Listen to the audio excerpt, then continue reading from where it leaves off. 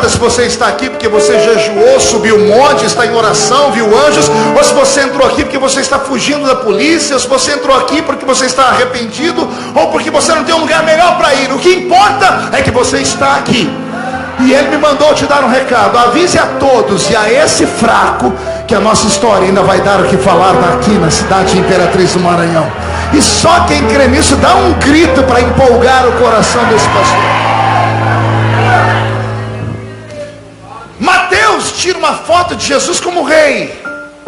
Marcos tira uma foto de Jesus como servo, como escravo. Lucas tira uma foto de Jesus como homem, mas não homem comum. No Evangelho de Lucas você vai encontrar mais de 30 vezes a expressão filho do homem. E homem com H. E o filho também. Lucas fala do homem perfeito. Se você olhar no Evangelho de Lucas inteiro, você vai encontrar algumas coisas que vai te fazer rir. Por exemplo, o Evangelho de Lucas é o evangelho que mais curas e milagres tem. Pergunte por quê? Porque Lucas é médico. Quando Paulo escreve a carta aos Filipenses, ele diz: está comigo Lucas, o médico amado. E como médico, ele era fissurado em doenças e curas. E como ele foi fazer um relato da vida de Jesus, ele viu que por onde Jesus passava, tinha curas. Então ele fez questão de relatar todas as curas. Era a maneira dele dizer assim: eu não curo, mas ele cura. Então Lucas desenha para nós um homem do ponto de vista do homem, um homem perfeito. Por que homem perfeito? Pergunte para mim, por que homem perfeito? Porque Lucas não é judeu, Lucas é grego. E todos os gregos tinham uma fascinação pelo corpo humano. Ora, é na Grécia que nascem as Olimpíadas. Foi na Grécia que nasceu essa história de homens e mulheres malharem os seus corpos. As academias, os templos do corpo humano nasceram na Grécia Antiga.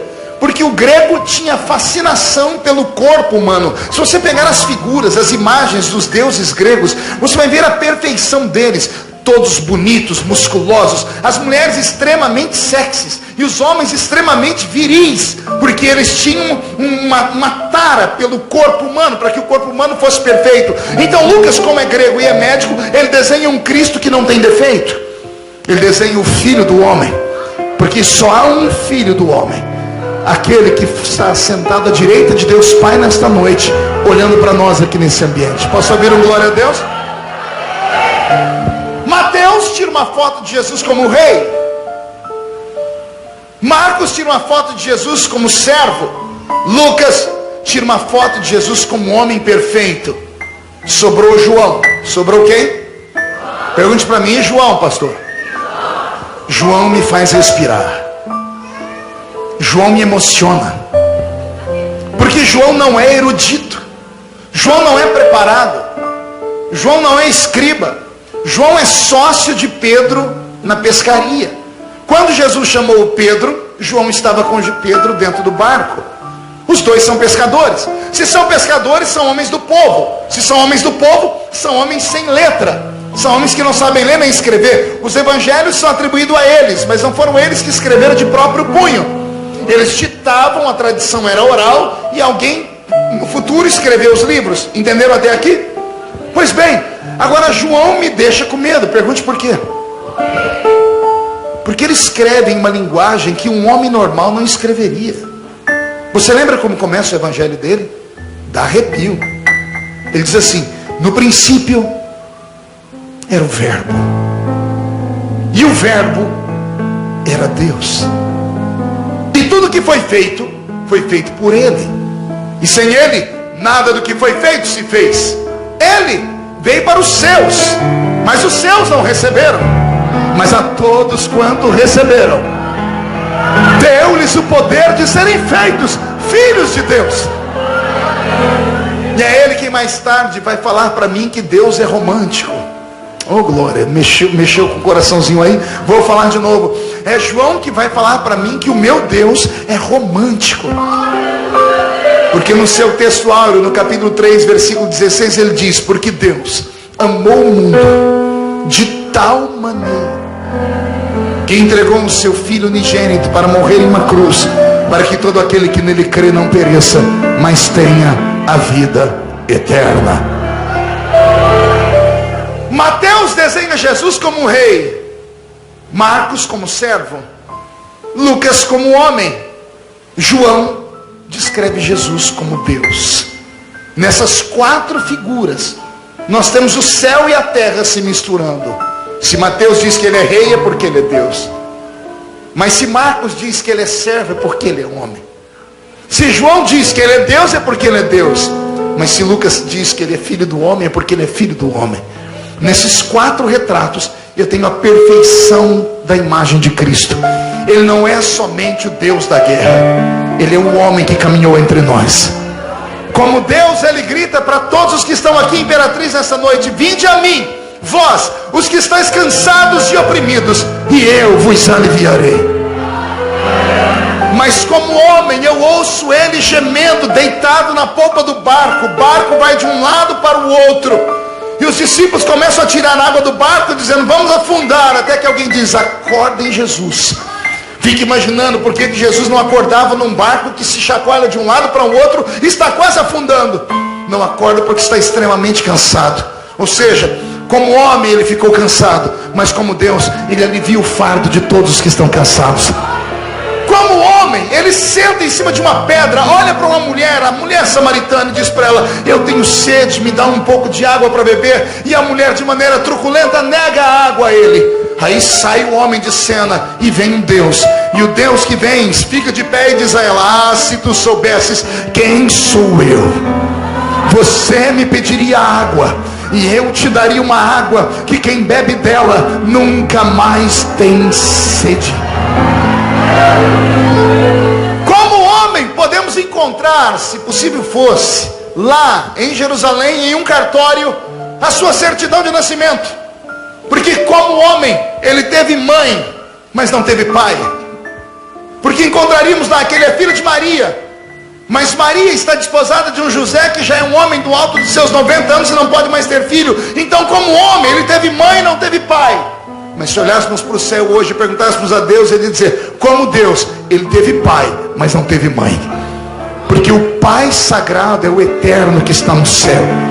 Então olha que coisa bela, as conjecturas que nós podemos fazer acerca da Bíblia Sagrada, dentro da visão do número 4. O número 4, portanto, é o número da plenitude. E esta é a palavra profética para esse ministério, pastor Amiraldo.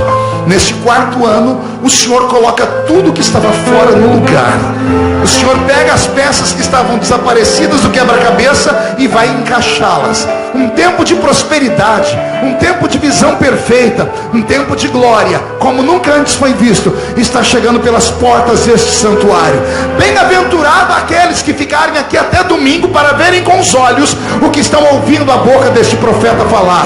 O vento vai soprar dos 4 cantos desse planeta e vai trazer força, vai trazer glória, vai trazer milagre, vai trazer batismo com o Espírito Santo, vai trazer construções. E se tem alguém que acredita nisso, não dê um grito agora. Agora é para dar um berro de glória a Deus, porque Deus está trazendo sobre nós o seu milagre. Aleluias.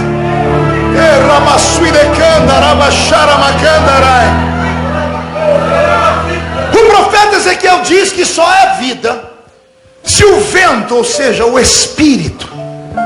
A palavra espírito vem do grego ruach. Qual a palavra em grego? Não ouvi. Pergunte o que significa. Ruach significa sopro ou hálito. Quando o Senhor diz ao seu profeta: só vai haver vida nesse vale de ossos secos se o vento soprar, e ele vai soprar da plenitude, então o que está morto ressuscitará. Eu aprendo com Deus aqui que milagres só podem acontecer se o Espírito de Deus resolver se movimentar dentro do ambiente. E eu peço licença para começar a pregar neste momento sobre paracletologia ou pneumatologia, que é a doutrina do Espírito Santo. Prontos para fazer uma viagem comigo? Quem está pronto, diga: eu estou. Então levante a mão, coloque no ombro da pessoa que está do seu lado, agarre ela, por favor, chacoalhe ela até ela ficar irritada e diga: entra comigo nessa carruagem. Diga: só tome cuidado, porque é uma viagem só de ida, para dentro do coração de Deus. Aquele grito de glória a Deus que só vocês sabem fazer. Puxa a música para mim, Robson. Não há vida fora do Espírito. Quando Deus criou esse nosso belo universo e plantou este planetinha azul no seio deste universo, e deu a este planetinha vidas, e vidas extremamente interessantes. A princípio, vidas marinhas. Pouquinho antes dela, vida vegetal. Depois delas, então, a vida dos répteis. Depois dos répteis, os quadrúpedes. Depois dos quadrúpedes, as aves. E por fim, colocou ele neste mundo a sua obra-prima, que é o ser humano. E o ser humano Deus colocou no mundo em duas etapas. Pergunte como? Não, pergunte quais. Na primeira ele ainda estava se inspirando. E ele fez um rascunho, porque todo grande artista, antes de fazer a sua obra final, ele faz um rascunho. E o rascunho tem nome, pergunte qual? Homem. Aí Deus vem e aperfeiçoa na sua obra-prima. Pergunte qual é o nome da obra-prima? Mulher. E as mulheres não deram nenhum glória a Deus? Vamos falar de novo, vou começar de novo. O artista chamado Yahvé estava pensando no universo. Fez ele tudo que você pode ver. E por último, nos fez. E nos fez em duas etapas. Primeiro, ele fez um rascunho e chamou o homem. Aí ele veio e aperfeiçoou e fez a obra-prima chamada mulher. Quando eu era aluno de teologia, um idiota na sala de aula, o Abraão, escutou o professor falar assim: qual foi a última criação de Deus no mundo? E o Abraão disse: a mulher. E o pastor disse: parabéns, Abraão, você estudou a Bíblia. Aí o professor disse: e por que é que Deus fez a mulher por último? O Abraão, idiota, disse: para a mulher não dar palpite na criação, pastor. Olha como pensou rápido, miserável. E o professor disse: explica, Abraão. Ele disse: explica. Imagina Deus fazendo e a mulher atrás dizendo: se eu fosse o Senhor.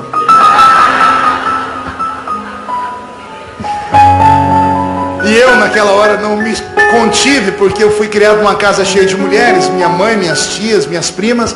E eu falei: não, eu conheço mulher não é um problema. Pedi a palavra e disse: professor, eu tenho um outro pensamento. Para mim a mulher foi feita por último porque o homem não passou de um rascunho. A obra-prima é a mulher. O que seria de nós sem essas belas criaturas que Deus fez?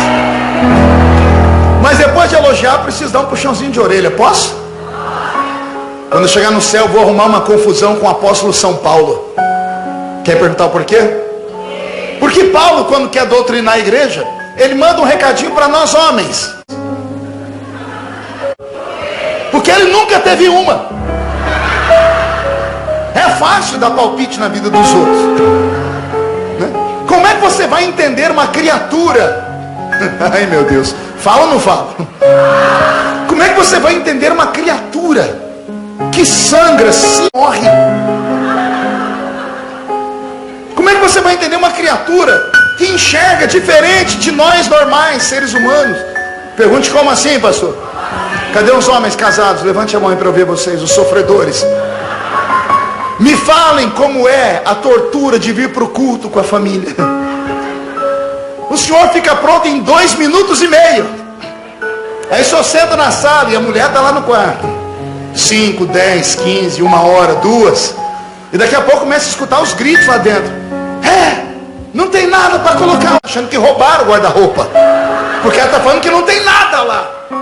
Aí o senhor chega no quarto, tem roupa caindo por cima da cama, no chão, guarda-roupa, está pendurado em cima. Tem roupa, não nada. Porque é uma criatura que enxerga diferente da gente. Por isso eu disse, quando chegar no céu, eu vou falar: Paulo, você está perdido na minha mão. Quando eu era jovenzinho na igreja, eu me converti, abri a Bíblia de qualquer jeito e caiu num texto que eu não devia ter lido. Pergunte qual? E Salomão teve 700 mulheres e 300 concubinas. Eu falei: tô feito. Eu falei: isso aqui é religião. Chamei o líder de mocidade e disse: quer dizer que a gente que é crente pode namorar todo mundo? Ele botou a mão na minha cabeça e disse assim: eu vejo não uma pomba gira, eu vejo um pombal girando na sua cabeça. Terrível. Ele falou, larga a mão disso, rapaz, você tem que... vai ser crente, vai se converter. Mas o Salomão, ele disse, Salomão era outra coisa, em outro tempo, em outra história. E eu confesso, fiquei morrendo de ciúme de Salomão. Mas quando eu me casei, eu tive uma paixão. Falei, coitado de Salomão. É sério, gente. Imagina quando a mulher da gente vai para o shopping com aquele cartão de crédito. Uma mulher, sozinha, com cartão, deixa a gente desequilibrado por 6 meses. Imagina 700 mulheres indo para o shopping com 700 cartões de crédito, mais as 300 concubinas. Depois ninguém sabe, porque o coitado quase perdeu a salvação. Está na Bíblia que Salomão quase foi para o inferno, porque no fim da vida ele se curvou diante dos ídolos das mulheres dele. Quando eu chegar no céu também vou arrumar uma confusão com Salomão. Pergunte por quê. Como não podia ter 1000, eu me apaixonei por uma única lá na igreja, a irmã Edileuza, que hoje é minha esposa. E a irmã Edileuza era linda. Eu morava num bairro muito pobre, e todo mundo da igreja tinha cabelo ruim. A Edileuza era a única que tinha cabelo liso. Então a gente olhava, todo mundo apaixonava por ela. Que era uma coisa diferente, não é porque o cabelo era liso, é porque ela era diferente, branquinha, filha de italiano. E eu chamei o líder da mocidade e disse, Marco, ele chamava Marco também, como é que eu faço para conquistar a Edileuza? Eu disse, vai, seja romântico, escreve uns versinhos para ela. Eu disse, os versinhos que eu conheço não vai prestar, que eu estava vindo do mundo, né? Eu falei, eu queria sim uns versinhos de crente. Tem versinho de crente? Ele falou, tem um livro inteiro na Bíblia só de versinho de crente. Eu disse, qual? Ele falou, Cantares de Salomão. Gente, eu me acabei. Eu fui para casa, eu li o livro de Cantares, eu decorei o livro de Cantares, eu ficava recitando como se fosse Shakespeare, porque é muito lindo. Você já leu o livro de Cantares? É um livro de poemas da Bíblia, coisa muito linda. E eu falei, o que é que eu vou escrever para ela? E eu, depois de ler várias e várias horas, eu escolhi o versículo mais tchan, porque eu sempre fui meio extravagante. Falei, eu quero chegar chegando, eu quero algo que cole, impacte, ela nunca mais me esqueça. Eu peguei o versículo que eu achei mais lindo, mais exótico, mandei para ela, escrevi um bilhetinho, coloquei embaixo assim, PS, por favor, responda na Bíblia. Eu falei, ela vai pegar o texto, eu pensei, ela vai responder assim, vem amado meu, vem saltando pelos montes. Está escrito lá no livro de Cantares. Eu falei, ela vai ler também, vai responder ali. Eu acho que o problema que deu foi o perfume que eu borrifei naquela carta. Porque tem uma época que a gente era idiota, a gente fazia isso. Foi a desgraça do almíscar, só pode ser. O almíscar é o perfume que o anticristo vai usar na grande tribulação, com os crentes desviados que ficam nessa terra. E paralelo ao almíscar tem a leite de rosa e seiva de alfazema. Deus já te libertou disso? Dá glória a Deus aí. Eu acho, Miraldo, que foi a porcaria do almíscar. Porque eu cheguei na escola dominical, depois da escola dominical fui para o ensaio da mocidade, falei, irmã Edileuza, eu queria dar um bilhetinho para a senhora. Ela pegou, colocou no meio da Bíblia e disse, depois eu vou ler, irmão Marcos. Aquela coisa de crente fiel, né? Uma semana depois eu chego na escola dominical, ela está sentadinha, meu coração saindo pela boca. Quando a gente vai para o ensaio, ela tirou o bilhete e disse, irmão Marcos, aqui está a resposta, conforme o senhor pediu, viu? Eu peguei, corri para o banheiro, fechei a porta, sentei no trono, e antes de abrir eu fiz assim, não tinha cheiro de nada. Eu falei, deve ter esquecido. Aí eu abri e começava assim a cartinha, como o senhor pediu, a resposta vai na Bíblia. Estava escrito, o Senhor te repreenda, Satanás.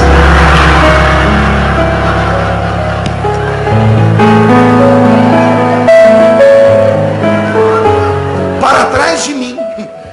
Você ri porque não foi você, bocó. Até hoje, o tempo passou, as coisas mudaram, mas até hoje quando eu toco nesse assunto, ela sai de perto de mim. Eu já dormi na sala 2 noites por causa disso. Eu tento puxar assunto, ela não quer falar comigo. Mulheres não entendem. Eu já falei, meu amor, mas eu escrevi um versículo tão lindo. Eu escrevi um versículo assim, Salomão falou assim para a Sunamita, tu és mais bela do que as éguas de Faraó.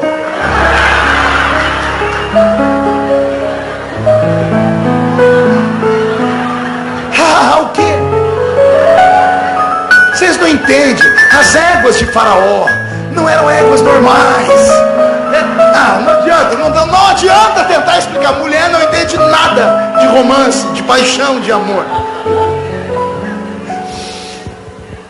Esse vento que sopra sobre o mundo e que deu a Deus a inspiração para criar a raça humana, deu também à raça humana uma autoridade.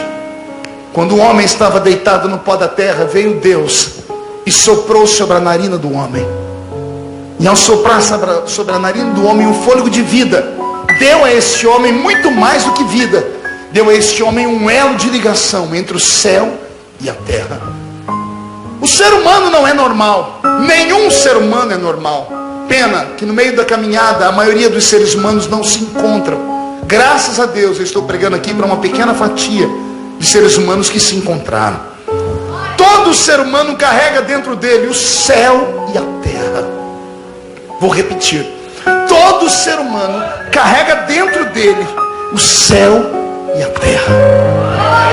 E eu posso provar. Diga para mim, como, pastor? Porque quando começamos a cantar sobre o céu, você chora?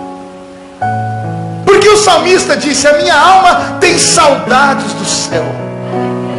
Eu só posso sentir saudade do lugar de onde eu vim, do lugar onde eu conheço. Como é que eu posso sentir saudade de um ambiente que eu nunca fui, que eu não conheço? Parte de você veio da terra, parte de você veio do céu.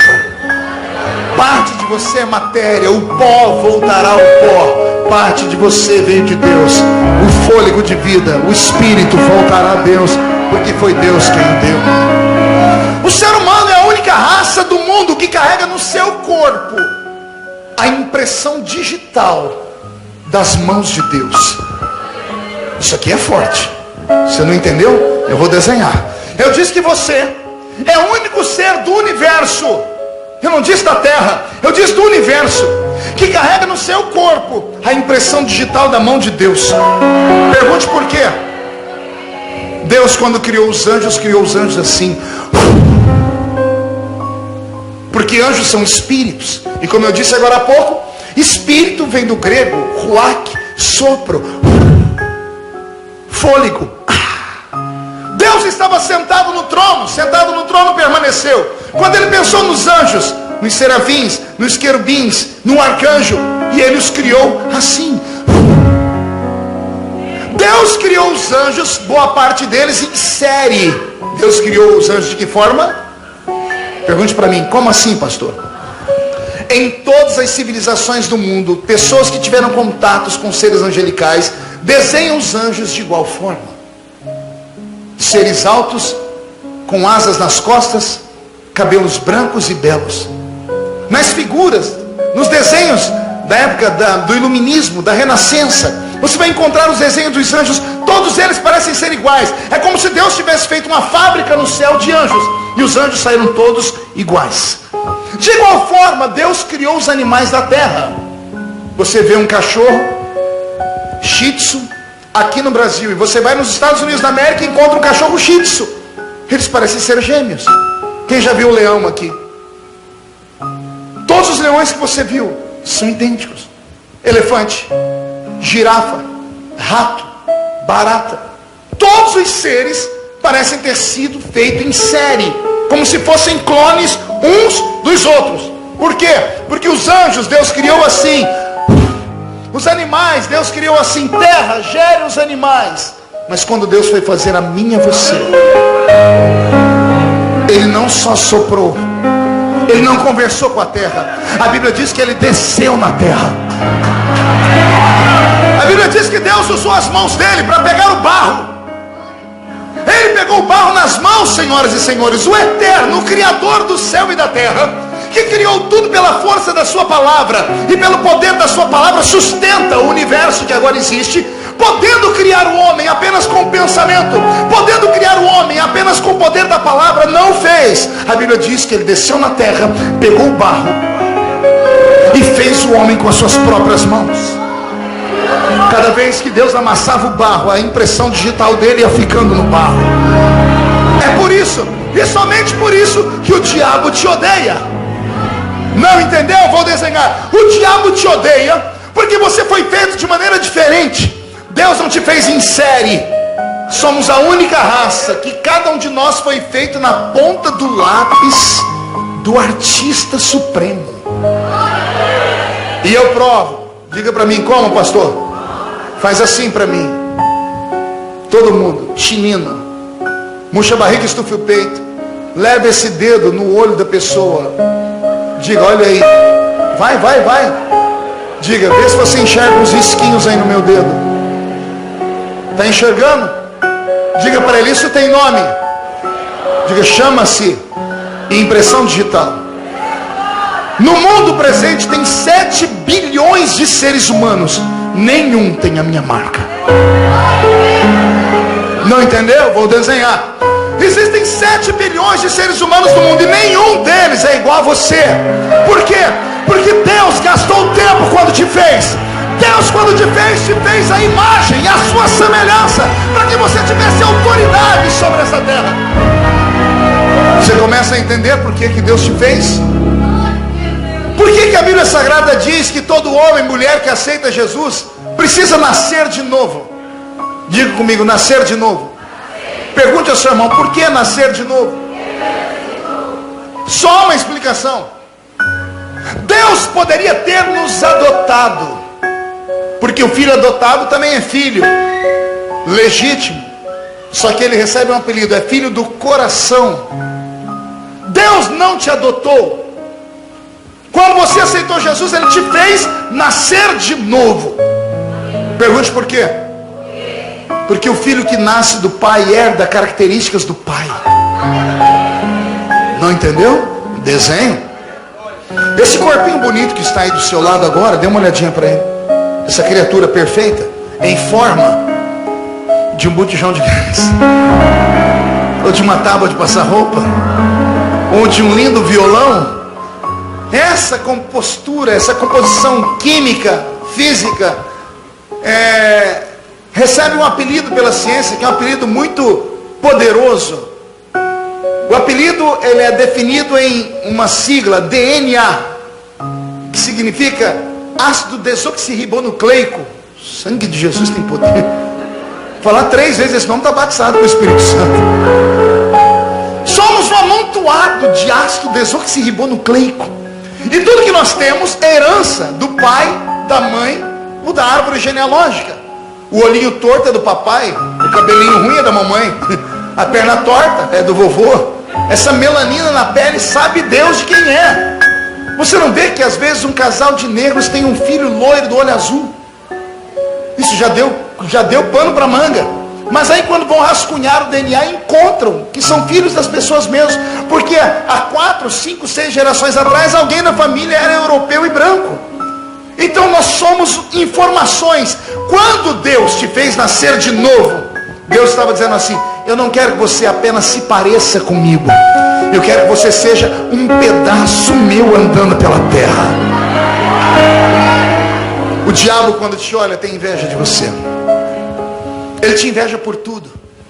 Ele te inveja pela sua família, porque ele não tem família mais. O diabo não tem mãe, ele teve um pai por criação, mas esse pai o deserdou, porque ele tentou ser maior do que o próprio pai. Ao cair e pecar, ele perdeu tudo. Ao perder tudo, ele foi banido do céu. Ao ser banido do céu, ele criou um reino para ele, um reino completamente desorganizado. Que eu diga às pessoas que conhecem aqui o presídio de Pedrinhas: facção A é endemoniada, facção B é endemoniada. Tem demônio nas duas facções, e as duas facções vão e brigam e arrancam a cabeça um do outro. Demônio brigando com demônio. Um reino dividido não subsiste. O diabo, além de não ter família, tem um reino completamente perdido. Aí ele olha para mim e para você. Ele vê que nós, aparentemente falando, nós somos inferiores a ele, porque somos de carne e osso. Mas quando ele olha para o céu e vê como Deus nos olha, quando ele vê como Deus te ama, quando ele vê Deus te fazer promessas, quando ele vê Deus trazer um pregador lá do estado de São Paulo, aqui nessa noite, só para te dizer: todas as portas estarão abertas diante de ti antes do dia 31 de dezembro. Quando ele vê Deus trazer um pregador para te falar que o número 4 é o número da plenitude, é o aniversário da igreja, mas o presente é seu, ele se desespera, porque ele sabe que tudo que Deus fala, ele cumpre. Porque passa o céu, passa a terra, mas as palavras que saem da boca do Senhor não podem passar jamais. O que é que nos torna tão diferentes? Pergunte a mim, o que é, pastor? A habilidade que temos de falar com Deus. Como eu disse, o Espírito Santo foi soprado dentro do homem no início do mundo. O homem, como Espírito Santo, recebia Deus no Éden. E Deus falava com o homem cara a cara. Deus falava com o homem cara a cara todos os dias, na virada do dia. À tardezinha ele caminhava pelo Éden. Falava com o homem. Após o pecado, o homem foi se separando de Deus. Chegou um ponto em que Deus olhou para a raça humana e disse: o meu espírito não ficará mais com o homem. Então Deus escolhe a família de Noé para refazer com ele um pacto e destruir a raça humana, porque a raça humana havia cometido pecados horríveis. E termina um ciclo onde o homem e Deus eram amigos. Noé sai de dentro da sua arca e, talvez pela crise existencial, pelo trauma, planta uma vinha, bebe, fica bêbado. Seu filho mais novo ri da sua nudez, e toda a desgraça que tinha antes do dilúvio brota na terra depois do dilúvio. O Espírito de Deus não está mais na terra. Os homens que nascem pós-dilúvio são homens horríveis. Nimrod, o poderoso caçador diante do Senhor, aquele que empreendeu a construção da Torre de Babel, a história diz que ele matou o pai para manter relações sexuais com a mãe. Esta era a raça de homens que se levantaram no Velho Testamento sem a presença do Espírito Santo. Eram homens que só sabiam matar, roubar, casar e dar-se em casamento. A raça humana amaldiçoou o planeta Terra. A terra toda está em dívida com Deus. Deus abandonou a raça humana, a sua própria fé, a sua própria força, a sua própria crise. Mas parece que lá no céu alguém já intercedia por nós. Porque o Deus que abandona a raça humana e tira o Espírito Santo da terra, de repente transforma a terra num laboratório. Transforma a terra no quê? E ele pega alguns seres humanos e transforma em cobaias. Transforma em quê? E ele dá nome a esses seres humanos. Pergunte quais? Reis, sacerdotes e profetas. Porque esses três grupos de homens na terra vão ser cobaias de Deus, porque Deus tirou o Espírito Santo da terra. Agora Deus quer devolver o Espírito Santo. Só que Deus não enche o homem com o Espírito Santo. Deus pega um conta-gotas, vai em cima do profeta e pinga sobre ele um pouquinho do Espírito Santo. E o profeta fica valente e começa a profetizar. Quando ele termina de profetizar, Deus vai lá e tira o Espírito Santo do profeta. E o profeta volta a ser um homem comum.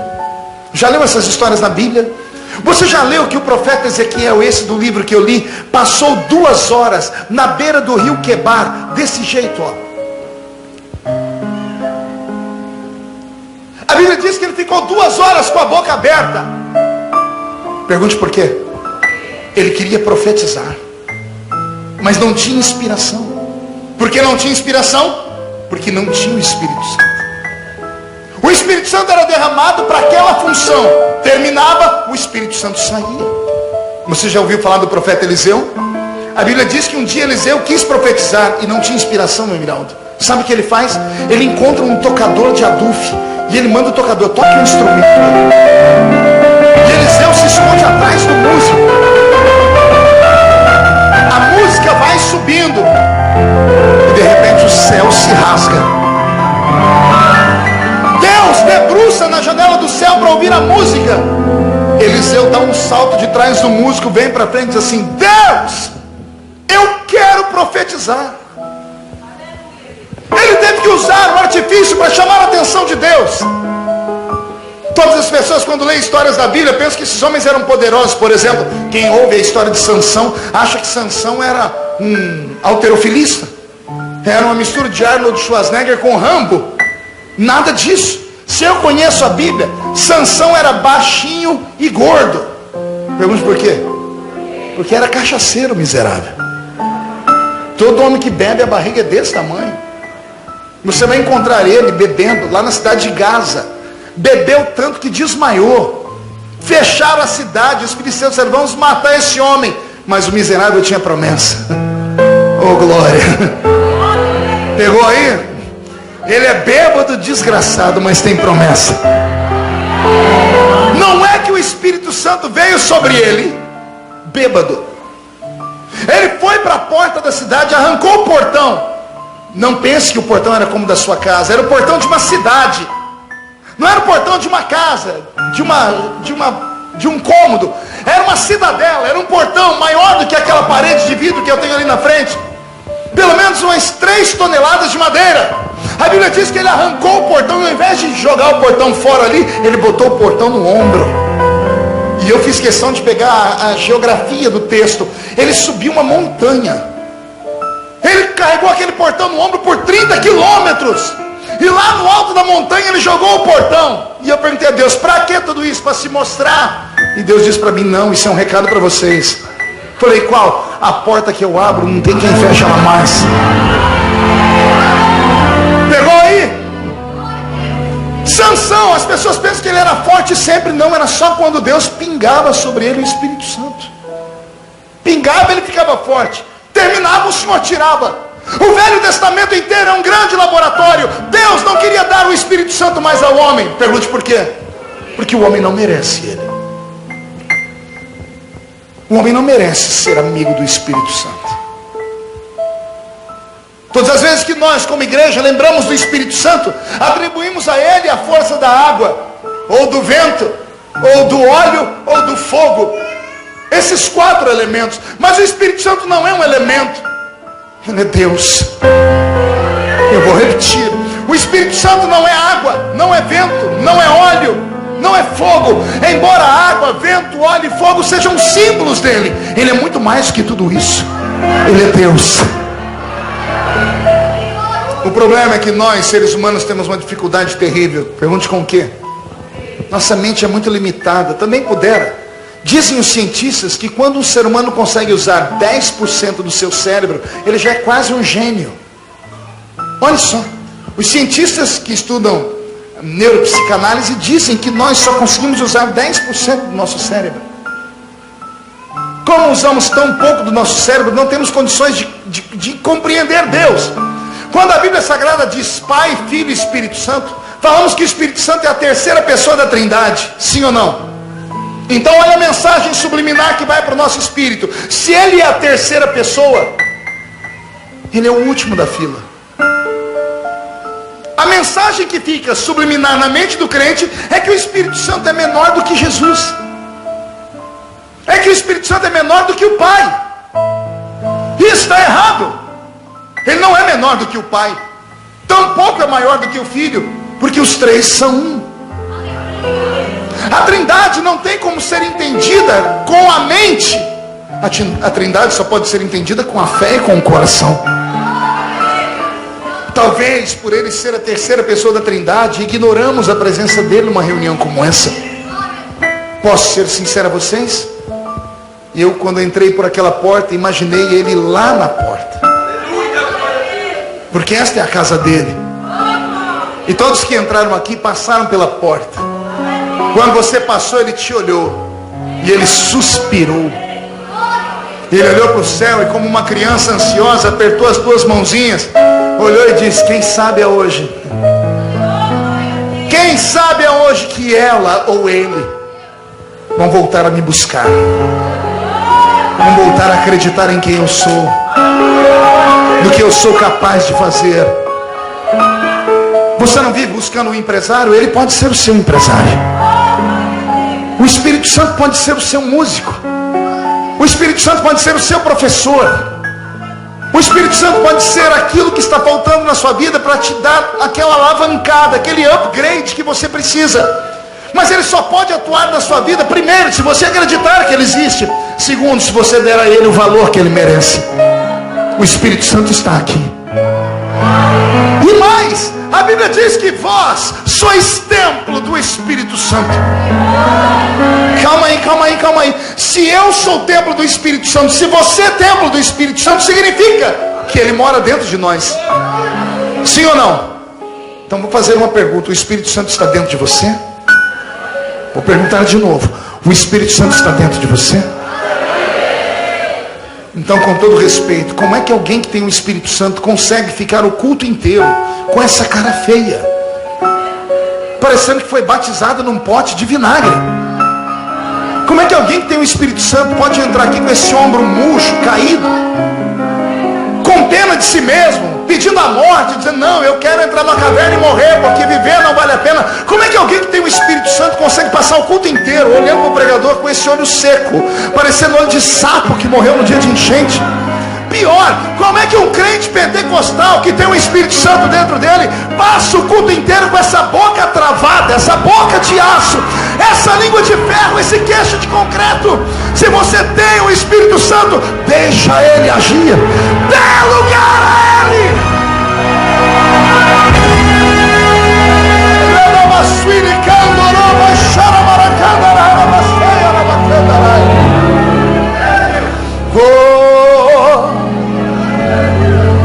Ele está aqui.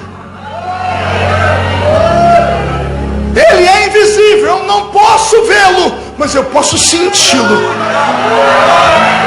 E a vontade dele nesta noite é arrancar você do fundo do poço, é entrar dentro da sua casa, expulsar os demônios que estão atormentando a sua família, é pegar na sua mão, garota e garoto, e entrar com você na universidade e te transformar em um Salomão de tanta sabedoria. A vontade dele é pegar toda a riqueza que há em Imperatriz do Maranhão e colocar na sua mão. A vontade dele é te dar dons como nenhum outro ser humano ainda teve nessa terra. Mas ele não pode fazer isso. Pergunte por quê? Porque como Deus, ele estabeleceu um limite. Ele te deu um livre-arbítrio. O que significa, pastor? Significa que ele só pode atuar na sua vida se você deixar, se você quiser. E ele só pode ir até onde você deixar. O homem moderno do século 21 não acredita em mais nada. Ele acredita na força do seu braço, acredita na força da sua consciência, ou da força do seu dinheiro. Se pudéssemos voltar no tempo a 40, 50, 60 anos atrás e colocássemos aqui um velho crente para contar os testemunhos dele, você ouviria ele dizer como era a vitória dele. Na ausência de hospitais e médicos, Jesus curava. Delegacia de crente, há 30 anos atrás, quando eu me converti, tinha outro nome. Chamava-se Círculo de Oração. Não entendeu, né? Vou falar de novo. A delegacia do crente chamava-se Círculo de Oração. A gente, quando tinha uma causa, ia lá no Círculo de Oração com um bilhetinho e falava para aquelas mulheres de coquezinho na cabeça e 2 dentes na boca, o zagueiro e o atacante, e dizia para elas: vocês podem orar para Jesus me dar vitória. E as mulheres entravam no mistério, iam para os seus quartos de guerra, subiam a montanha, oravam, até que do nada o milagre acontecia. Eu tenho aqui um pensamento que queria compartilhar com vocês. Eu penso que o Deus do deserto era mais Deus do que o Deus de Canaã.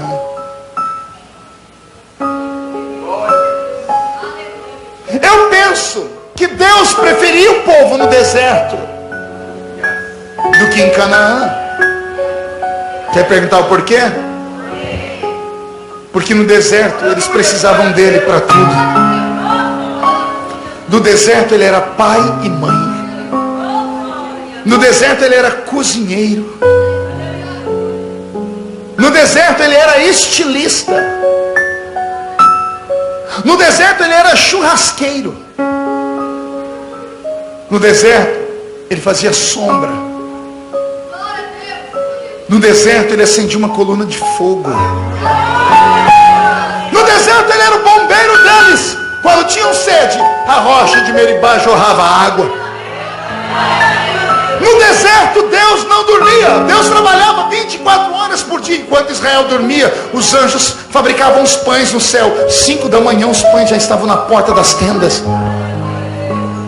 Aí quando Israel entrou em Canaã, não precisaram mais de Deus, porque agora tem comida, tem roupa, agora tem tudo, tem água. Então parece, senhoras e senhores, que quanto mais modernos vamos ficando, mais distante de Deus vamos vivendo.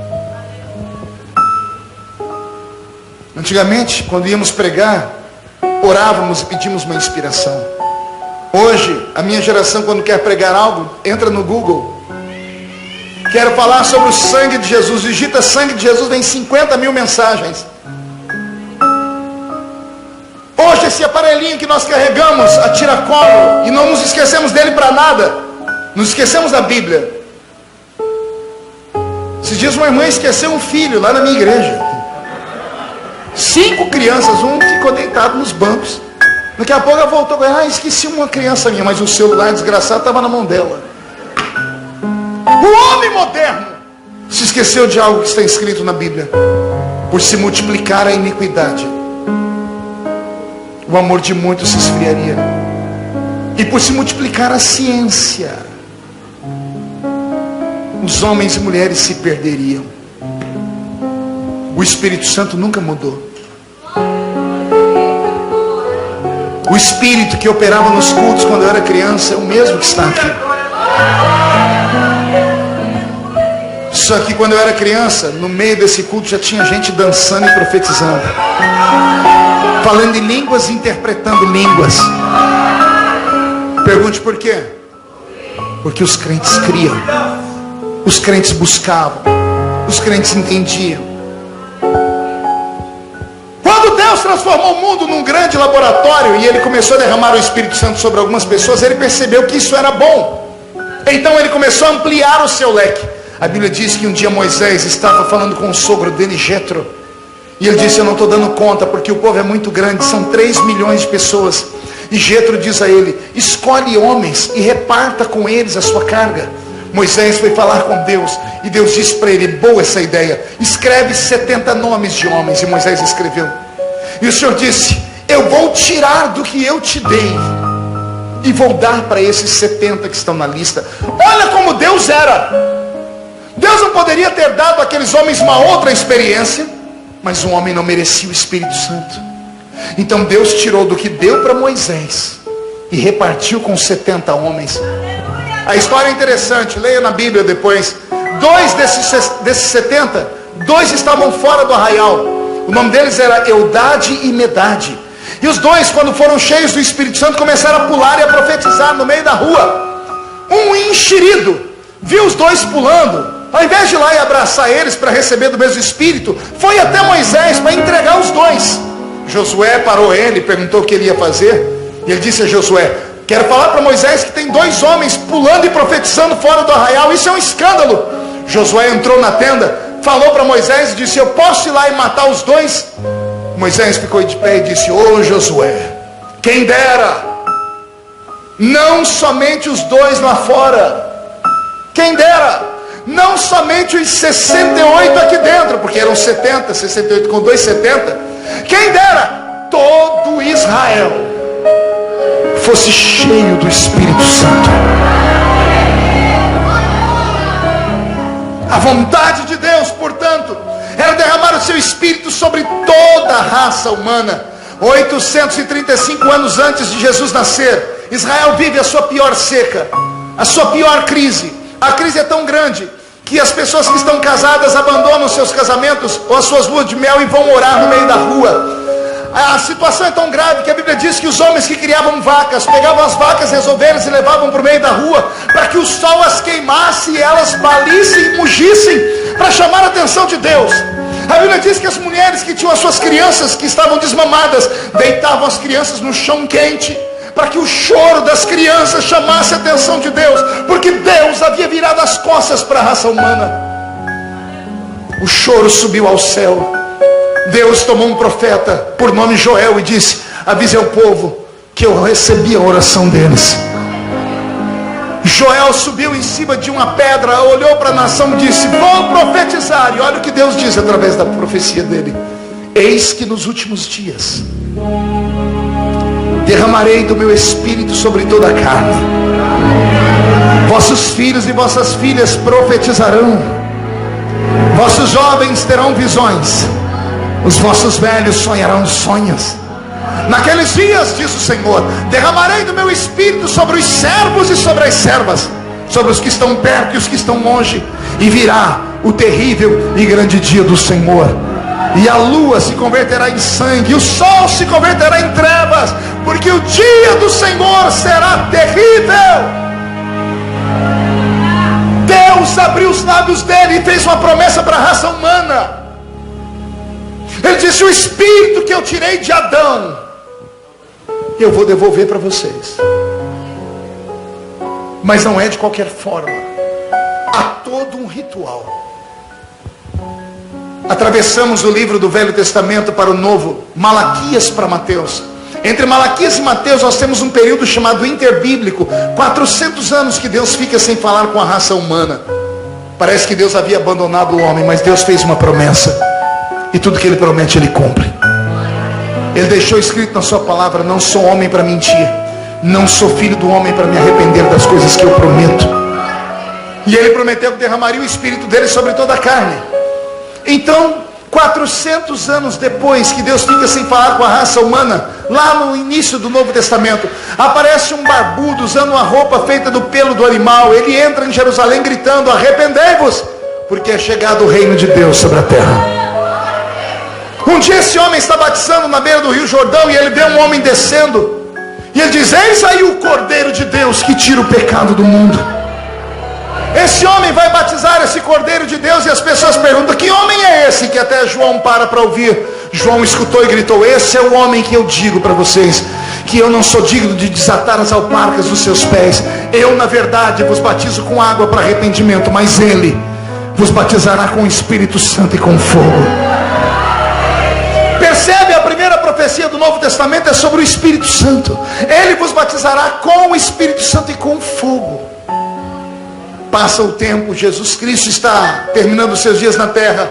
Ele chama os seus discípulos e faz a eles a seguinte ordem: ficai em Jerusalém, até que do alto sejais revestidos de... não ouvi. Ficai em... ficai onde? Em Imperatriz? Pergunte ao seu irmão: por que Jerusalém? Olhe para mim que eu vou te falar. Jerusalém no seu tempo não era uma terra muito querida. Era desejada, mas não querida. 27 vezes destruída por guerras. Fica perto de lugar nenhum, longe de tudo. Tudo em Jerusalém maltrata a gente. As pedras maltratam a gente, a água maltrata a gente, o oxigênio maltrata a gente, o sol maltrata a gente.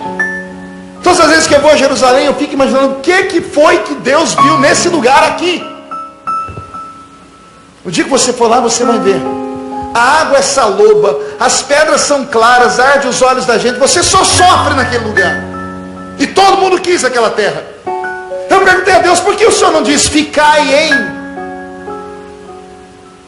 na Fenícia, até que do céu sejais revestidos de poder? Porque a Fenícia sim era a capital de todos os barcos da navegação do mundo antigo.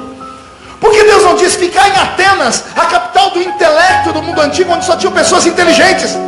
Por que Deus não diz ficar no Egito, que era a mãe de todas as culturas e desenhos de obras artísticas que haviam na terra? Não, Deus diz ficar em... Pergunte a mim por quê, pastor? Jerusalém tem um significado. A palavra Jerusalém significa habitação da paz. Aqui está o segredo. O Espírito Santo só desce onde tem paz. Ele não pode descer sobre a sua vida. Seu coração parece Bagdá. Ele não pode descer na sua casa. Sua casa parece Beirute. Ele não pode descer sobre a sua terra, porque a sua terra parece a Síria. Guerra, pancadaria, palavrões, xingamentos, músicas mundanas, coisas horríveis. Por isso o Espírito Santo tem se afastado de nós. Quer ver ele voltar? Santifique a tua casa. Encontrar uma salinha pequena, uma casinha apertada. Cenáculo significa sala, não era igreja, não era uma sinagoga, não era um santuário. Era um lugar isolado, uma sala de uma casa que alguém emprestou para eles orarem. Enquanto Jerusalém estava em festa, quase 120 crentes estavam ajoelhados orando. E eles não oraram 10 minutos, não oraram uma hora, não oraram um dia. Foram 10 dias de oração. Quantos dias de oração, igreja? Não ouvi. Olha para o seu irmão e diga: você oraria 10 dias sem parar? Foi por isso que aquela igreja recebeu ele. 10 dias depois, o Espírito Santo desceu. Eu fiz uma pergunta a Deus, pergunte qual? Por que o Espírito Santo não desceu imediatamente? Se Jesus foi, ele disse: eu vou para o Pai e vos enviarei um outro Consolador. Por que ele não fez isso imediatamente? Pergunte ao seu irmão: por que você acha que aconteceu? Pergunte para mim: o que aconteceu, pastor? Preste bastante atenção, e eu encerro aqui. Quando Jesus entrou no salão onde Deus está, depois de 33 anos e meio sem ver o Pai, dar um beijo na face adorada do Criador, matar a saudade, o Pai deve ter apontado o trono, dito para ele: sente, porque o trono é seu, todo poder te é dado no céu e na terra. Podendo tomar o trono, Jesus não faz. Eu penso que Jesus em pé estava e em pé ficou por 10 dias. Pergunte: fazendo o quê? Intercedendo por nós. Pergunte como? Dizendo assim: Pai, eles não podem ficar sozinhos lá embaixo. O Senhor passou o Velho Testamento inteiro com eles. Dispensação da inocência, consciência, governo humano, era patriarcal e lei. De Gênesis a Malaquias, 39 livros do Velho Testamento, 4.000 anos de história. Deus Pai esteve na terra. Abrimos o Novo Testamento, 33 anos e meio, Deus Filho esteve na terra. Agora por 10 dias a terra fica vazia. Nem Deus Pai, nem Deus Filho, nem Deus Espírito Santo. A terra não é destruída nesses 10 dias, porque os crentes estão numa salinha orando. Porque a oração da igreja sustenta o mundo. A igreja é o sal da terra, a igreja é a luz do mundo. Nesses 10 dias Jesus olhava para o Pai, acredito, dizia assim: Pai, manda, Pai, manda o Espírito Santo. E eu imagino o Pai olhando para ele dizendo assim: não posso. Por que não, meu Pai? Porque o homem não merece. Eu imagino Jesus falando: papai, eu já alertei eles. Eu disse a eles: se pecarem contra mim, tem perdão. Se pecar contra ti, tem perdão. Mas se pecar contra o Espírito Santo, não há perdão. Olha que coisa interessante, igreja. Na Trindade Divina tem uma personagem que é tão sensível, e eu me emociono, pastor. É tão querida, é desprovida de maldade, é desprovida de violência, é desprovida de angústia e tristeza. A única coisa que ele faz é confortar. A única coisa que ele faz é consolar. Já leste na Bíblia que é ele que intercede por nós com gemidos inexprimíveis? Consegue imaginar um Deus que, sendo Deus, quando te vê doente, machucado, caído, traído, ao invés de te abandonar, te segura nos braços e geme, e intercede ao Pai com gemidos que o homem não consegue entender, gemidos inexprimíveis. E Jesus disse: se pecar contra mim, tem perdão. Pode falar o que quiser de mim, disse Jesus. Se quiser falar do meu Pai, também pode falar, mas não fale do Espírito Santo. Por quê? Porque ele é puro. Quando ele desceu no dia do batismo de Jesus, ele desceu em forma corpórea de uma ave. Que ave era, igreja? Uma águia? Um urubu? Um papagaio? Forma corpórea de uma? Não ouvi de uma? Quero ouvir um coral. Forma corpórea de uma? Você sabe por quê? A pombinha é a única das aves que não tem fel no seu estômago. E mais, você nunca verá uma pombinha ciscando uma carniça. Uma águia, por mais poderosa que seja, ela mata, ela destrói. Uma pombinha não. Por isso que é símbolo da paz. Quando Noé soltou lá na arca, ele soltou uma pombinha que viajou por 3 vezes. Na primeira vez ela voou, não teve lugar para pousar, voltou. Na segunda vez ela voou, não teve lugar para pousar, voltou carregando no bico um ramo de oliveira. E depois ela voou e não voltou mais. Era Deus falando todas as viagens que ele faria sobre o mundo. Na primeira vez ele voou no Velho Testamento inteiro. Pousou no coração de Abraão, Abraão enxotou. Pousou no coração de Davi, de Moisés, eles enxotaram. No coração de Sansão, eles enxotaram. No coração de Salomão, todos os homens enxotaram. Não tendo lugar para pousar, voltou para o céu. Aí a porta do céu se abre e vem a pombinha de novo. Agora vem em forma de Deus Filho. Não tendo lugar para pousar, porque os homens mataram ele. Ele volta para o céu, carregando no bico um raminho de oliveira. Ele é a oliveira verdadeira. Nós, jambuzeiro bravos, que fomos nele enxertados. Aí depois Noé abriu a janelinha, ela saiu de novo e não voltou mais. Por quê? Porque está aqui conosco nessa noite. Não é mentira. Não é palavra persuasiva de pregador. O Espírito Santo é real. E Ele está entre nós. E nesta noite, termino como comecei. A ordem de Deus foi que esse Espírito saísse dos 4 cantos da terra e viesse sobre este santuário para ressuscitar sonhos, para ressuscitar famílias, para ressuscitar projetos, para ressuscitar ministérios. Ele quer te devolver tudo que você perdeu, mas Ele quer que você acredite que Ele existe de verdade. Houve um tempo na terra, e eu encerro aqui, em que a igreja não fazia nada sem antes perguntar para Ele. Já leu o livro de Atos dos Apóstolos? Deveria se chamar Atos do Espírito Santo. Você vai ver o Espírito Santo em cada capítulo agindo de uma forma. Os crentes não compravam e não vendiam sem perguntar ao Espírito Santo antes. Não se separava um obreiro da igreja porque ele era dizimista fiel ou porque ele era importante. Orava-se a noite toda e ouvia uma voz dele dizendo: apartai para mim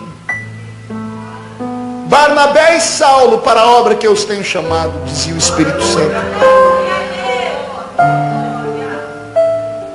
Eu sempre faço uma pergunta que ninguém consegue me responder. Por que no Novo Testamento, no livro de Atos, todas as vezes que o Espírito Santo descia, ele descia sobre todos? Ele não escolhia meia dúzia. Atos capítulo 2, estavam todos reunidos no mesmo lugar. De repente veio do céu um som como de um barulho forte e impetuoso que encheu toda a casa onde estavam sentados. Foram vistos por eles línguas repartidas como que de fogo, as quais pousaram sobre cada um deles, e todos foram cheios do Espírito Santo. Atos capítulo 10, Pedro está pregando em Cesareia Marítima, na casa de um pagão chamado Cornélio. Pedro diz: e enquanto eu pregava, caiu o Espírito Santo sobre todos que estavam na casa. Filipe está em Samaria e ele diz: enquanto eu pregava, caiu o Espírito Santo sobre todos que estavam naquela casa. A pergunta que eu faço é essa: por que que naquela época o Espírito Santo, quando caía, caía sobre todos? E hoje eu estou aqui pregando a 1h15, tem crentes chorando, tem outros falando em línguas, mas tem uns que não param de mascar essa desgraça do chiclete. Tem uns que não param de abrir a boca de sono, olhar para o relógio, lixando a unha, não vê na hora do culto acabar. Por quê? Nos deterioramos com o passar do tempo, não damos a Ele o valor que Ele merece. Mas eu venho como mensageiro de Deus, venho como atalaia nesta hora para dizer: se Ele encontrar aqui dentro um remanescente, se o Espírito Santo encontrar aqui nesta igreja um grupo de homens e mulheres loucos, malucos, apaixonados, que acreditam, que vão subir o monte, que vão orar, que vão jejuar, e Imperatriz do Maranhão será sacudida pelo maior avivamento que ela já ouviu falar na história. E se tem alguém que acredita e que se candidata a esse cargo, dá um grito para acordar a cidade inteira, por favor.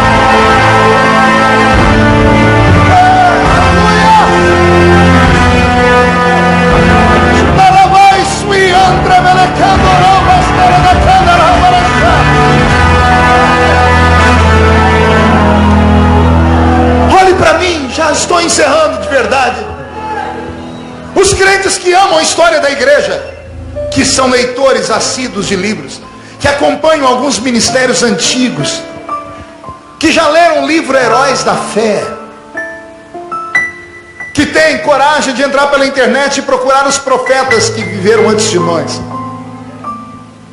Se você ler biografias de homens e mulheres que eu as li e conheci, você vai se encantar e chorar. Todo ano eu prego numa ilha nos Estados Unidos da América chamada Ilha de Martha's Vineyard. Fica em Massachusetts, na Nova Inglaterra. É a ilha de John Wesley. Alguém já ouviu falar de John Wesley? Pai do metodismo. John Wesley, o maior pregador americano que já pisou o mundo. John Wesley, que arrastou para aquela ilha no inverno 10 mil homens e mulheres para orarem e jejuarem por 3 dias para Deus dar o livramento nos Estados Unidos da América. Eu estava em Londres, na cidade onde ele nasceu, e fui na casa dele. Quando você entra na casa dele, que virou um museu do lado de uma catedral onde a rainha frequenta, você vai ver lá um ditame ditado pela rainha da Inglaterra, contemporânea sua. Ela disse assim: eu tenho mais medo de John Wesley ajoelhado no chão orando do que o exército da França inteiro armado até os dentes.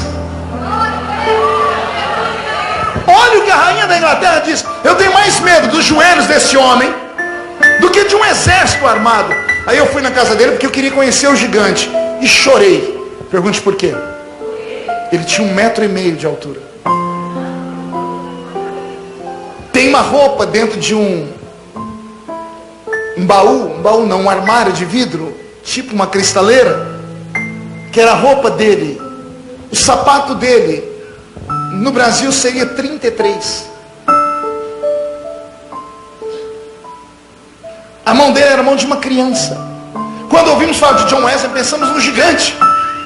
Era um homem de 1,5 metro de altura, que promoveu o maior avivamento do seu tempo. Tem o santuário de Wesley naquela ilha. Todo ano que eu vou lá, eu sento no santuário só para ficar quieto uns minutinhos. É o ar livre, o corpo se arrepia.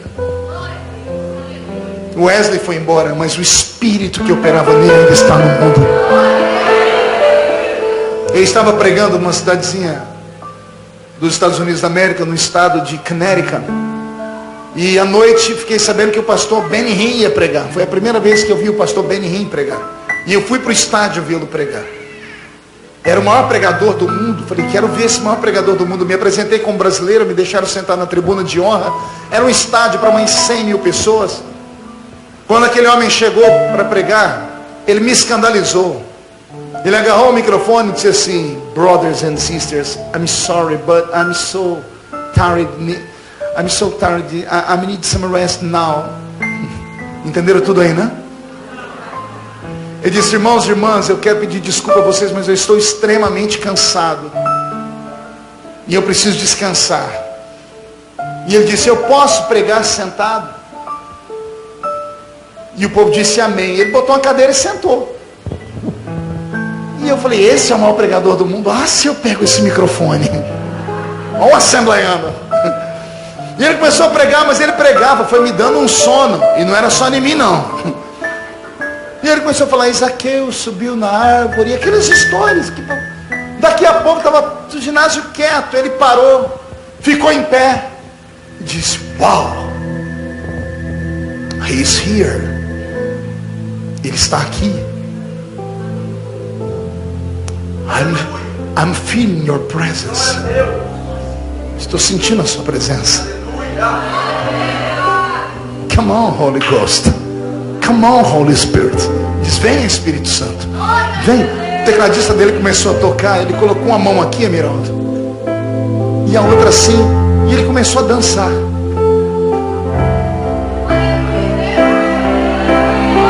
Sozinho. O ginásio todo foi ficando de pé sem ele mandar. Veio uma energia, um arrepio, como que está aqui na minha nuca agora. Foi tomando conta daquele lugar. Ele parou nessa posição. Naquela época, ele estava sendo perseguido porque ele soprava. Ele foi proibido de soprar nos Estados Unidos da América. Então ele estendeu uma mão para o ginásio e a outra mão para o púlpito. Aqui tinha, só o coral tinha 300 vozes e mais 500 pastores sentados. Ele estendeu as mãos e fez assim: Holy Spirit, touch the people now. Espírito Santo, toque o povo agora. Não ficou um em pé. Quando eu olhei, eu estava caído no chão. Eu levantei correndo, envergonhado, porque eu sou assembleiano. Fiquei em pé, as pernas bambearam, eu caí para o chão de novo. Eu saí me arrastando para a cadeira, procurando a cadeira. E quando eu olhei, tinha um monte de gente se arrastando também. Quando eu sentei na cadeira, eu falei: meu Deus, o que é isso? É um apocalipse. Eu nunca tinha visto aquilo. Daqui a pouco tinham 2 padres na tribuna, de batina. Eles foram se arrastando e chegaram no pastor Benihim e agarraram as pernas dele.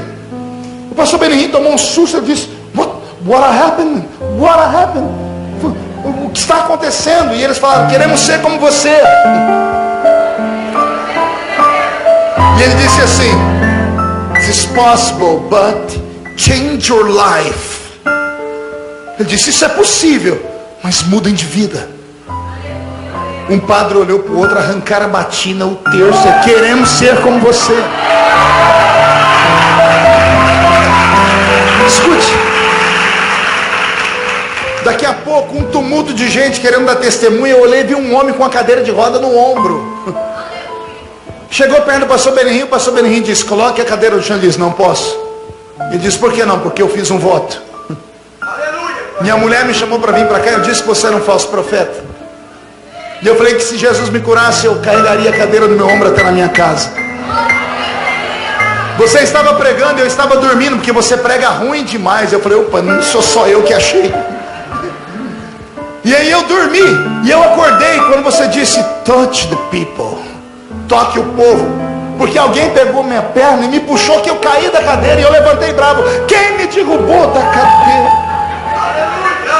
Quando eu vi, estava em pé, curado.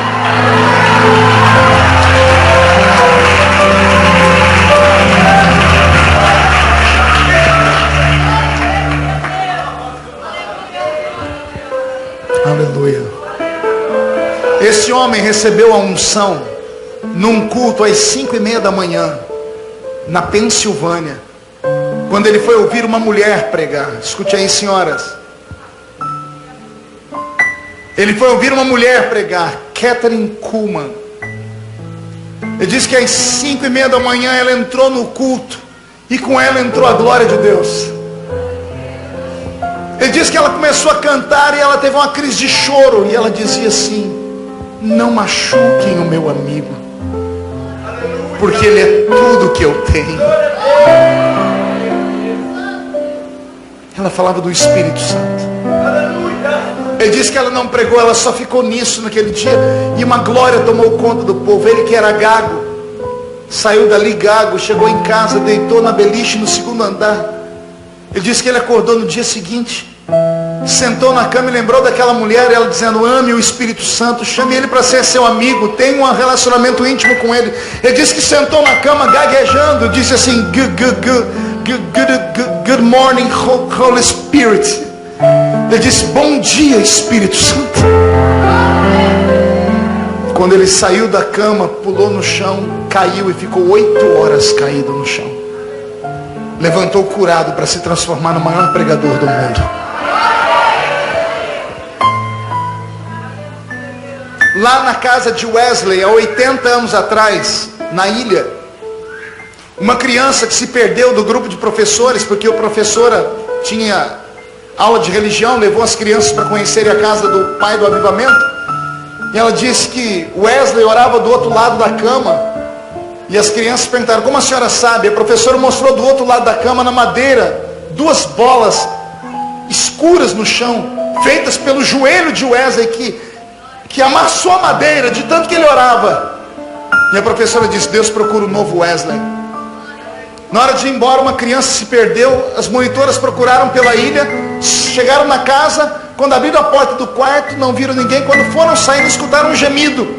A professora abriu a porta, foi lá do lado da cama e tinha uma criança ajoelhada no mesmo na mesma marca do joelho de Wesley, só que o Wesley era adulto e a criança era muito pequena. A criança esticou as perninhas, por isso que ninguém via ela.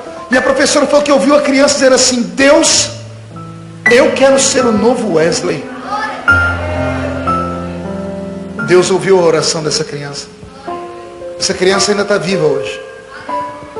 Chama-se Billy Graham, o maior pregador americano. Benny Hinn, John Wesley, Catherine Kuhlman, Billy Graham, todos tiveram a mesma experiência. Soltaram a mão dos homens e pegaram na mão do Espírito Santo.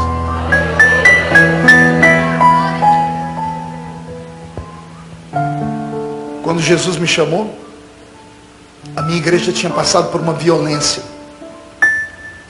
um escândalo. Eu moro numa cidade de 37 mil habitantes. Imagine isso há 30 anos atrás, quase. 30 não. Esse ano eu faço 25 anos atrás. 25 anos de casado, gente, calma. Há 25 anos atrás, o pastor da igreja tinha tocado nas finanças.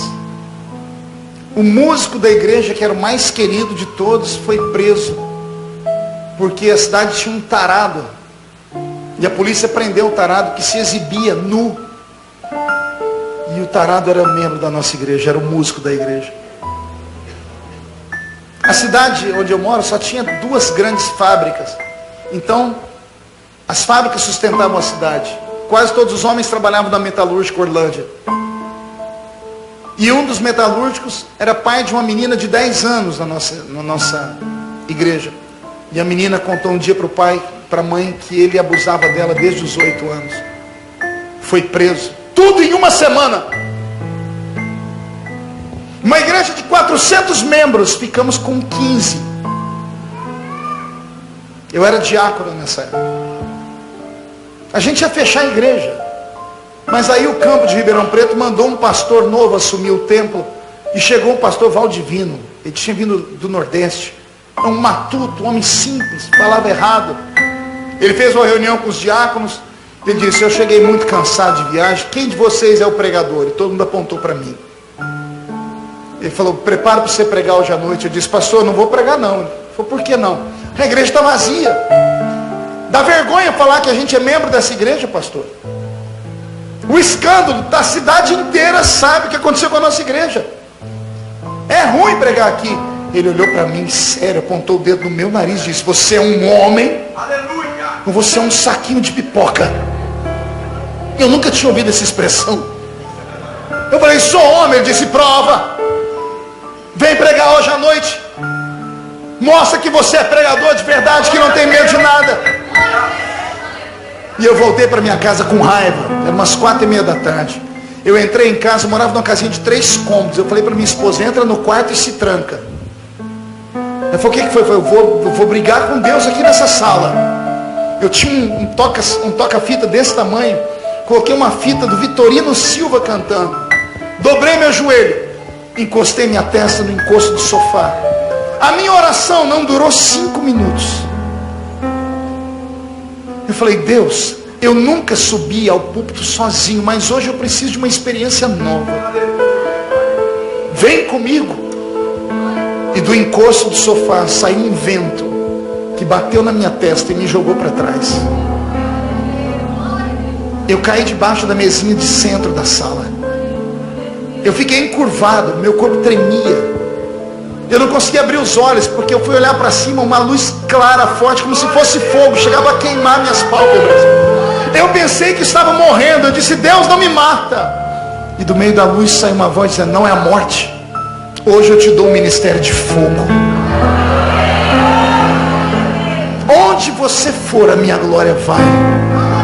E onde você não for, a sua história vai. Porque eu levantarei um exército com fome e sede da minha presença. Para mim era 5 minutos. Quando eu fui voltando em mim, Miraldo, tinha passado mais de 40 minutos. Eu bati a porta do quarto e aí quem conta é a minha esposa. Ela disse que eu não estava normal. Eu não vi tomar banho, eu não me vi me trocar. Eu não me vi para a igreja. Os irmãos relatam que eu na porta da igreja ficava com o braço estendido, chorando e conversando sozinho. Eu não me lembro de nada disso. Eles disseram que eu estava abraçado com uma pessoa. Só podia ser o Espírito Santo. Naquele dia, todos os crentes que estavam afastados vieram, porque a cidade pequena, a notícia esparramou, vieram para ver o novo pastor. O pastor, quando me deu a palavra, eu li João 3:8. O vento sopra onde quer. Ouves a sua voz, não sabes de onde vem, nem para onde vai. Assim é todo aquele que é nascido do Espírito. Começou a cair gente da porta da igreja até no altar. O culto acabou, era 2 da manhã. Com curas, batismo com o Espírito Santo. Nós tínhamos uma congregação num outro bairro. O pastor disse, quarta-feira o Marco vai estar pregando lá. E eu nem sabia o que fazer. Quarta-feira a igreja entupiu de gente. Eu fui e li o mesmo texto. Aconteceu a mesma coisa. Eu não pregava. Eu li o texto e Deus tomava conta do povo. Foi assim que nasceu o ministério que Jesus me deu. Hoje, eu tenho bagagem, porque estudei. Hoje eu conheço a Bíblia, mas naquele tempo, eu só tinha experiência. E eu confesso a vocês, às vezes sinto falta da experiência. Porque a letra vazia mata, mas o Espírito vivifica. Incline a sua cabeça. Ele está aqui.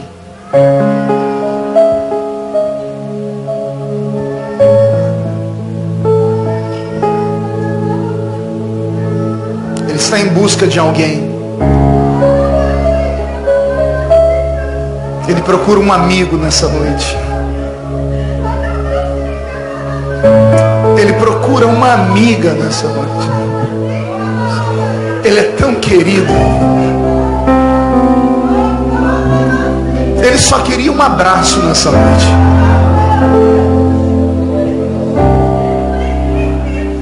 Ele só queria encontrar alguém que o convidasse para caminhar pelas ruas de Imperatriz, para entrar dentro da sua casa. O Espírito Santo está te procurando nessa noite.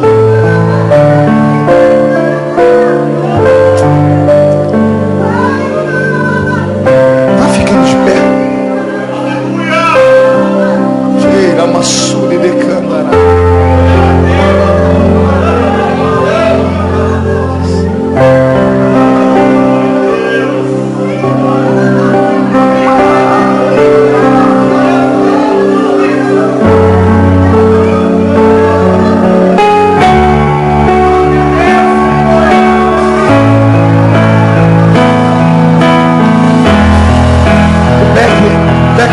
Pode nos ajudar?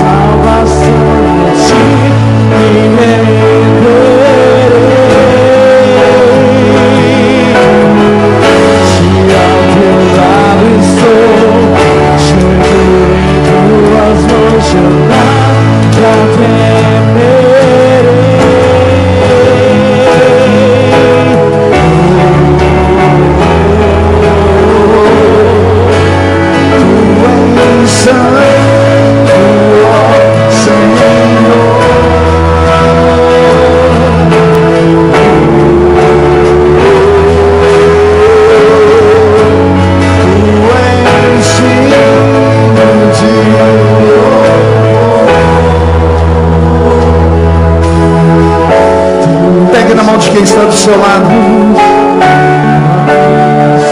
E as cantoras vão me ajudar aqui ou não? Conhece esse louvor? Conhece? Vamos cantar.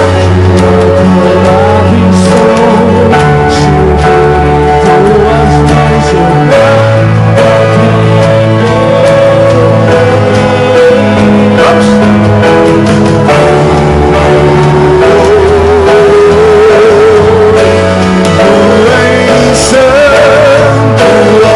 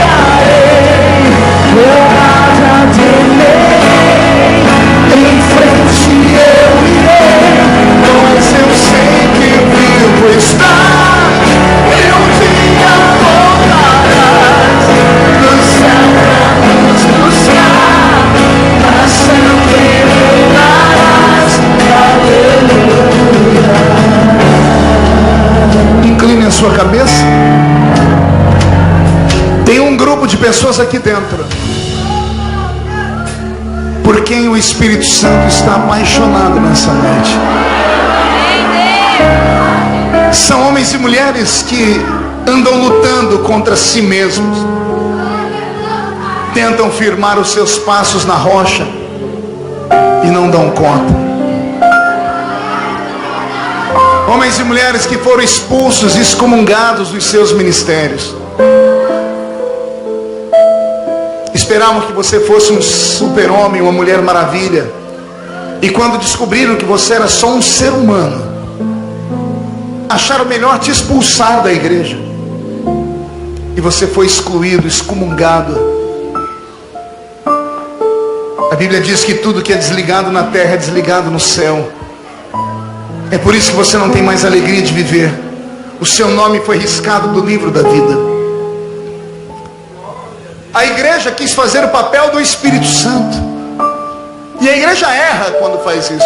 Quem convence o homem não é a igreja.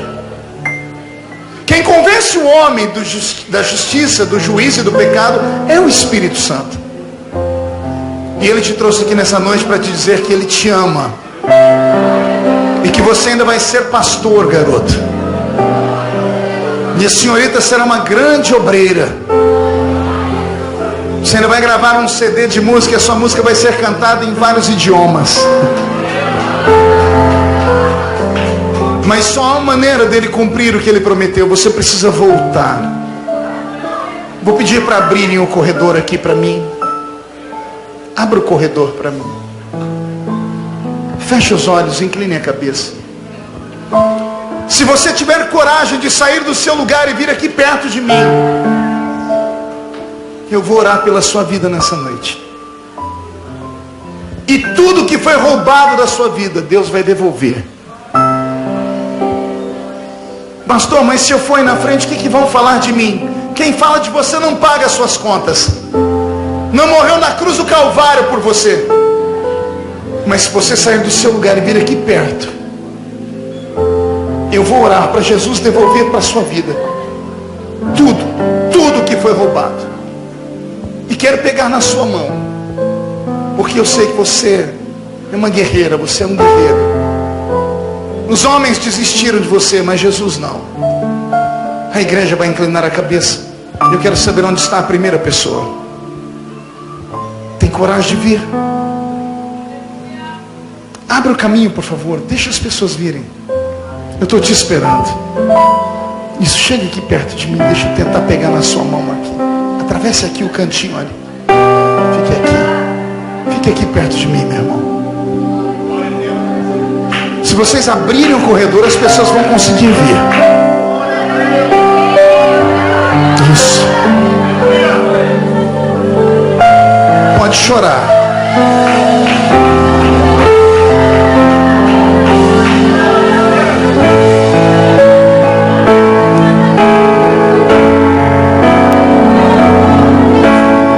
Vem chorando mesmo.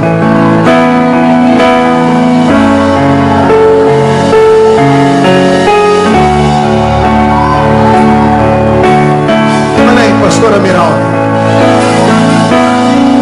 pessoas afastadas da igreja, dos caminhos do Senhor.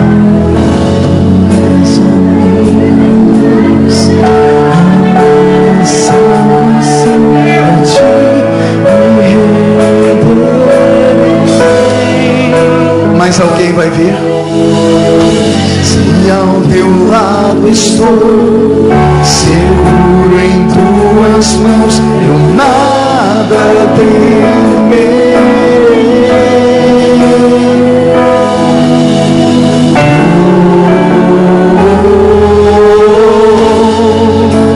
Tu és santo, ó Senhor.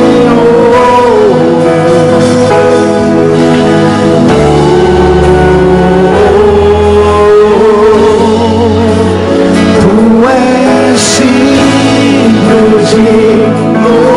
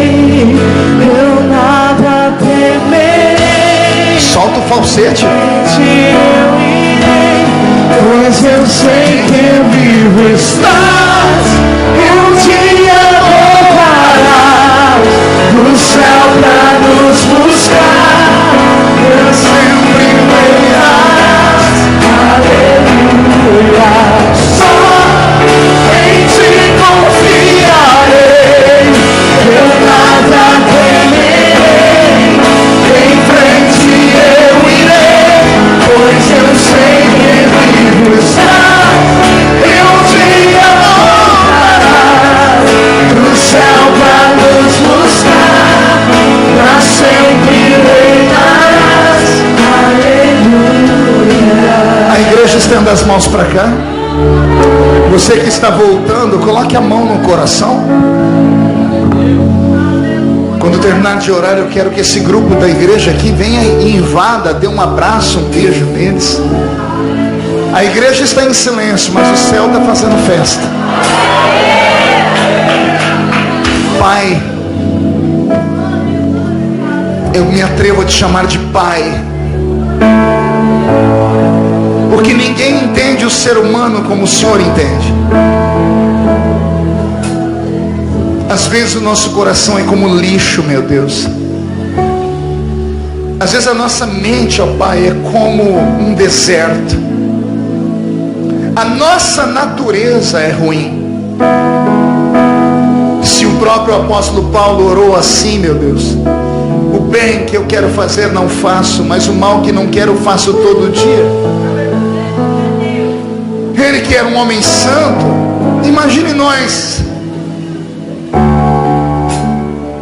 Mas é na nossa dificuldade, na nossa perversidade, é na nossa fraqueza que nós te encontramos, Pai. Espírito de Deus, amigo das horas incertas, eu te convido a caminhar no meio deles, a limpar os corações, a expulsar as coisas ruins, a mandar embora os outros espíritos, porque a casa está ficando limpa. Oh, a casa está ficando limpa. O sangue de Jesus perdoa os pecados, cai sobre as nossas vidas e nos purifica.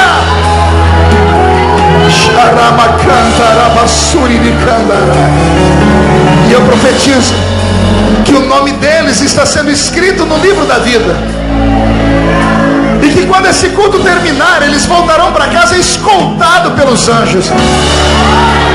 Eles vão voltar nos próximos 3 dias para a festa, porque serão 4 dias de muita glória a partir de hoje. Como o número 4 é o número da plenitude, haverá uma plenitude de glória sobre eles. Profetizo a salvação, a libertação, o milagre, a proteção, a saúde, a prosperidade, em nome do Pai, em nome do Filho, em nome do Espírito Santo. E a igreja diz amém. Quem pode dar um abraço neles aqui? Vai, Rod. Só em ti confiarei, eu nada temerei, em frente eu irei, pois eu sei que vivo estás, e um dia voltarás do céu pra nos buscar, pra sempre reinarás, aleluia.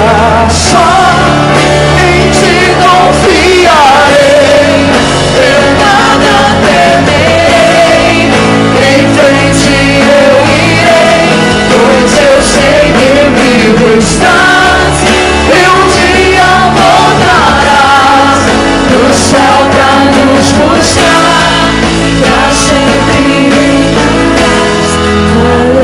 Toda a igreja, mão direita erguida ao céu. Diga comigo, em nome de Jesus: todos os demônios que lutaram contra a minha vida, contra a minha comunhão, contra o meu amigo Espírito Santo, contra os dons, contra a sensibilidade, eu ordeno, venha para a palma da minha mão, feche a sua mão, conto até 3, você joga no chão e pisa em cima.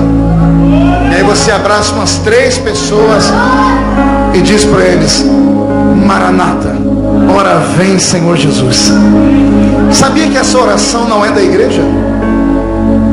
Essa é a oração do Espírito Santo. Lá em Apocalipse diz: a noiva e o Espírito dizem vem. Maranata, ou Maranatá, ora vem Senhor Jesus. Você nunca mais será o mesmo. 1,5, sua família vai sentir orgulho de você de novo. 2, essa igreja vai crescer a 100 por 1 depois do 4º ano. 2,5. Imperatriz do Maranhão será conhecida como a capital do avivamento do Espírito Santo. 3. Jogue no chão, pisa em cima. Abrace 3 pessoas. Maranata, hora vem, Senhor Jesus. Vem Jesus, vem Jesus. Maranata, hora vem, Senhor Jesus. Sobe de novo. Vem Jesus, vem Jesus. Maranata, hora vem, Senhor Jesus. Ai, vem Jesus, vem Jesus. Maranata, hora vem, Senhor Jesus. Só em ti confiarei, eu nada temerei, em frente eu irei, pois eu sei que vivo